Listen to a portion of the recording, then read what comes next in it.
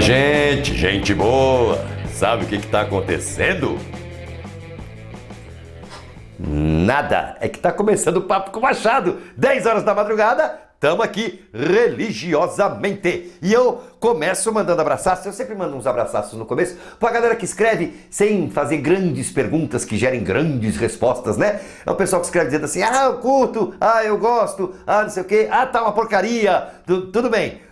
Galera que escreve só com comentários, a gente vai mandando uns abraços aqui. Abraçaço para o Lindomar Ferreira. Ele até fez uma perguntinha, ele quer saber quantas vezes eu vi o Kiko. Várias vezes, o Lindomar.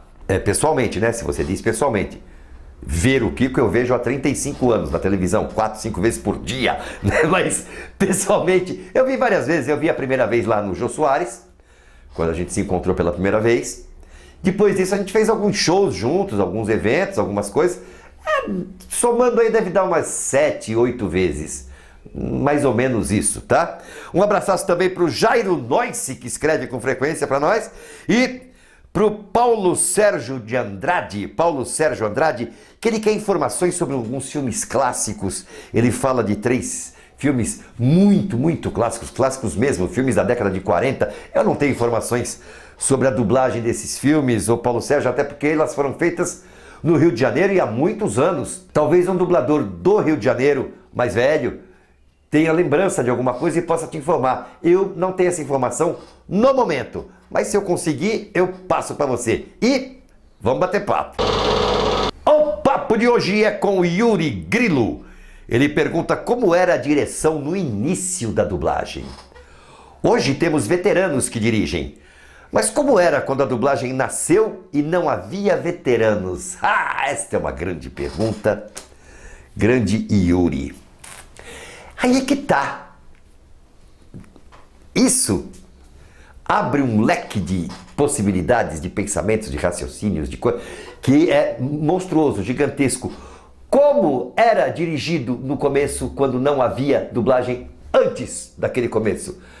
Claro que era dirigido por gente competente. Ora, o básico, o mínimo, a diferença do trabalho de direção em dublagem para um trabalho de direção, por exemplo, em rádio e teatro, é que tem uma imagem e tem um sincronismo a ser realizado, certo? Então, basta que você tenha um olho clínico, um olho técnico para esse sincronismo. Basta que você tenha bom senso para verificar se está sincronizado ou não, se chegou num sincronismo suficiente, convincente ou não.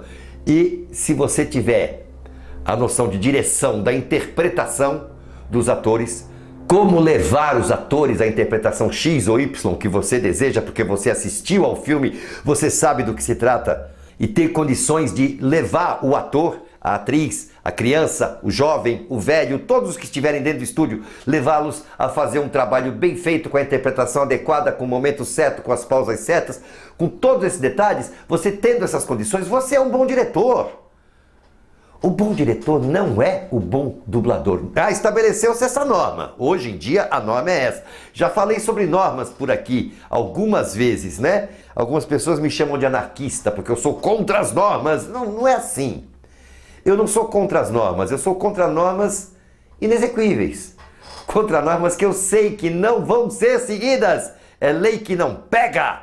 A gente tá careca de saber disso. É só pra tumultuar, né? De verdade é só para tumultuar. A verdade é essa, porque como resultado prático, ela não funciona, ela não existe. Porque o diretor de dublagem, ele é um homem de bom senso, é um homem de experiência de vida. É o diretor de qualquer coisa, de cinema, de dublagem, de teatro, de rádio, do que for. Ele tem conhecimento técnico daquele veículo, daquele meio. Ele tem conhecimento, ele tem senso crítico, ele sabe se uma interpretação está boa ou está ruim. Ele não precisa saber fazer, ele tem que saber analisar. Então, como que fazia naquele tempo? Com gente assim, que sabia analisar, que tinha senso crítico, que tinha conhecimento, que tinha experiência de vida, de trabalho, de arte. Não tinha experiência de dublagem, mas a parte da dublagem vai para o sincronismo, vai para a tela. Basta você ter muita atenção. Então, como era feito? Com gente assim. Como vem sendo feito no decorrer dos anos? Com gente assim. hoje é com dubladores. Tá certo, dubladores. Do meio dos dubladores sai bastante gente assim. Mas existe gente assim que não é do meio dos dubladores. Está impedida de estar aqui fazendo um bom trabalho porque existem alguns regulamentos que dizem que só o bom dublador pode ser o bom diretor. E quem decide quem é o bom dublador, aí é outro assunto, aí é outra conversa. Mas enfim, hoje, vamos lá, existe a norma e a norma deve ser seguida. Eu sempre vou dizer isso, sempre digo e sempre vou dizer. Se existe uma lei, a lei deve ser seguida, não deve ser burlada. Se você não gosta da lei, você tem que achar um jeito de mudar a lei. Para que a lei seja de outro jeito, do jeito que você goste ou que do jeito que atenda a mais pessoas. Isso você deve fazer, tentar mudar a lei. Enquanto a lei não muda, não é tentar burlar a lei, não é tentar não cumprir a lei. Tem que cumprir a lei, paciência. Claro, isto não acontece, mas a gente tem que tentar. O maior número de pessoas tentando vai limpando um pouco o caminho, tá? Mas que não acontece, não acontece. Por que não acontece? Por causa dessa sua pergunta. Como era lá atrás? Como foram os grandes diretores de dublagem, os desbravadores da dublagem nacional, os grandes nomes que criaram grandes trabalhos em dublagem, que ficaram até hoje, que permanecem como clássicos. Quem eram esses grandes diretores que nunca foram dubladores porque não havia dublagem antes? Essa pergunta fica na cabeça sempre.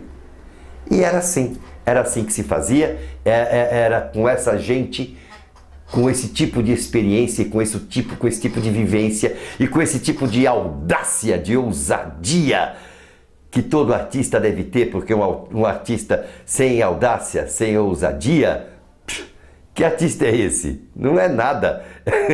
Um artista tem que ter um pouco, pelo menos, de ousadia, de buscar caminhos novos, maneiras novas, métodos novos e talvez tentar mudar alguns regulamentos que não sei se eles são lá muito justos.